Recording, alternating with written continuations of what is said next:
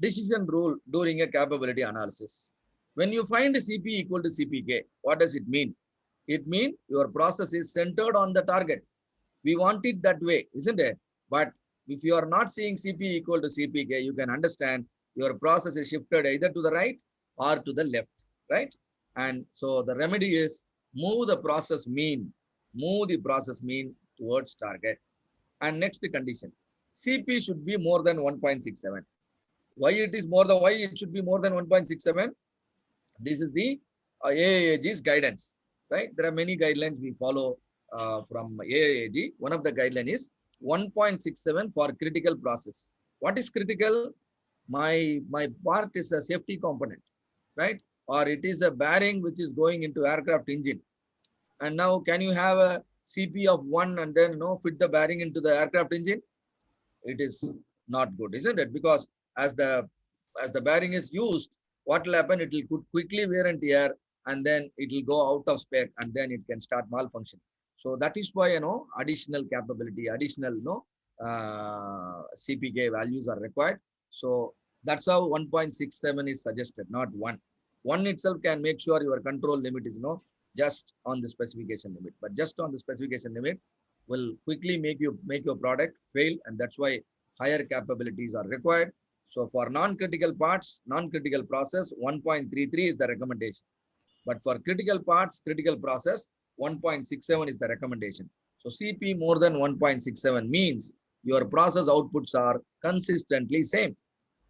Whether it is good or bad, you have to look at CPK. You can only say it is consistent, right?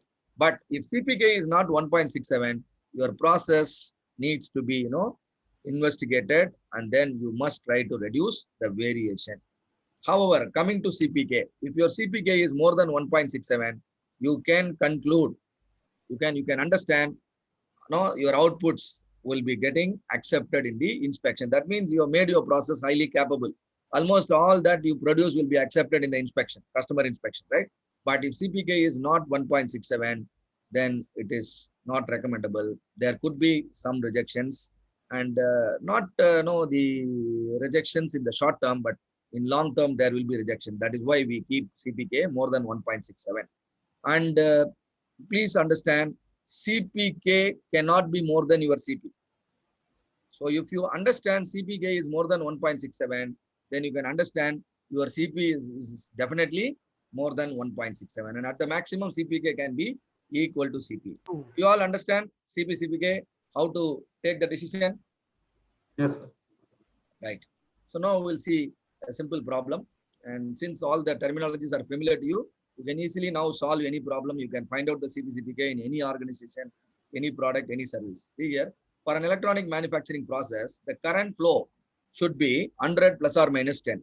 So USL is 110, LSL is 90. The process mean and estimated standard deviation are 107 and 1.5. Process mean is X bar, estimated standard deviation is 1.5. When you are calculating CP/CPK, your standard deviation is within standard deviation. So what is within? We are yet to learn, right? So USL, LSL, X bar, sigma are known. Simply substitute in the formula. Your CP is 2.22. Now what is your conclusion now? Looking at the CP, 2.22. Consistent. Process is consistently producing the same result. When you want to say capable, in addition to CP, you must look at CPK also. Here is a scope of improvement. Yeah, but definitely there is a huge scope for improvement exists by seeing the 2.22, but don't comment on the capability, seeing only the CP. This mistake many people do. Right? CPK, minimum of CP upper and CP lower, and the formulas already explained. You substitute here. CP upper is 0.66, CP lower is 3.77. Now, what is your CPK? 0.66. And now you can make a conclusion your process is not capable. Yes, less than 1.67. Yeah, but the potential to make it capable is very high. You can make your CPK also 2.22. When CPK becomes 2, you become 6 sigma capability. Yes. CPK value, when you multiply by 3, that will give you a sigma level. So these are all interrelated. See here, what is the condition here in this example? CP is not equal to CPK. But what is your requirement? CP should be equal to CPK or at least close to each other. So now what is the inference? Your process is shifted towards USL. How do I say it is shifted towards USL? My 0.66 comes from upper. And so it is, process is shifted towards the right side, USL.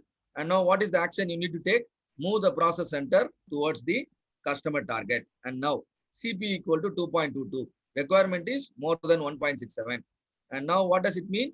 Your process is consistent, that is under very good state of statistical control.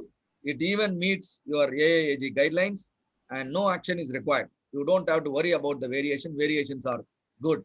Now the problem is CPK. Requirement is 1.67. That makes your process not capable. Now remedy is both actions above. What is the first action? Move the process mean towards the customer target. The second action, no need to reduce the variation. Is that clear? Yes. Yes. And now one more example. I don't want to read the problem. Now let us look at the values directly. CP is 1.11. CPK is 0.66. Now what do you understand now?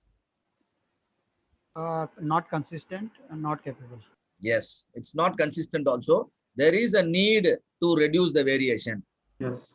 And CPK is not equal to CP. Not capable, process is off-centered. Now how can you make your process capable again? Using What? very To Shifted to USL. First, we have to reduce the variation. Then we have to shift the center also. in Very this case. very good, beautiful. Reduce the variation as well as shift the center also. How do you understand whether you need to shift the center or not? CPK different from CP. That tells you your process is shifted. And then reduce variation by looking at the CP value. Even if you center the process correctly, your CPK at the maximum can become 1.11 only. But what is your requirement? 1.67. That means you must try to reduce variation also. Hope CPK is properly understood. And now there is a question to all of you. A process CP equal to 0.94, CPK equal to 0.33.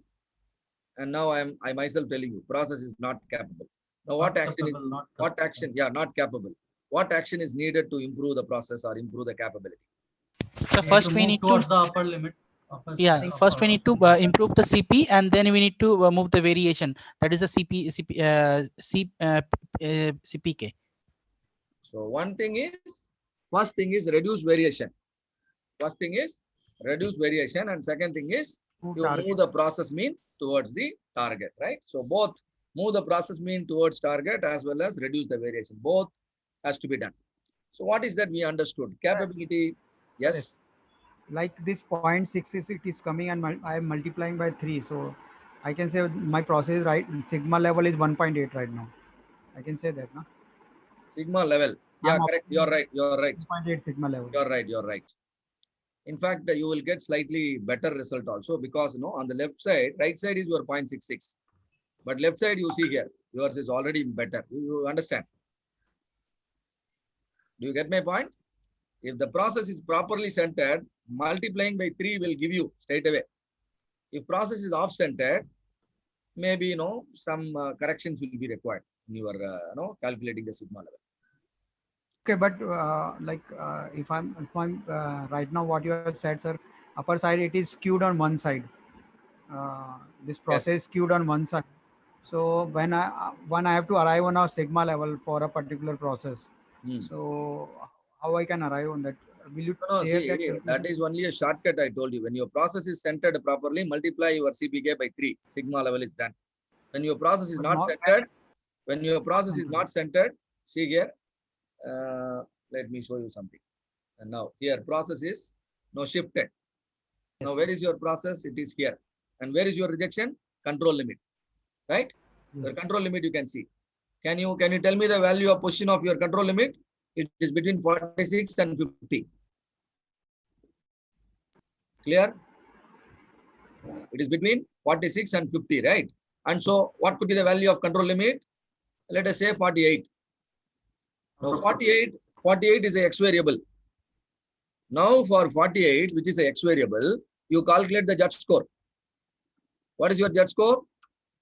Observed value minus target value divided by sigma, isn't it? Am I correct? Yes, sir. Yes, sir. Yes. So now you are you are here 48.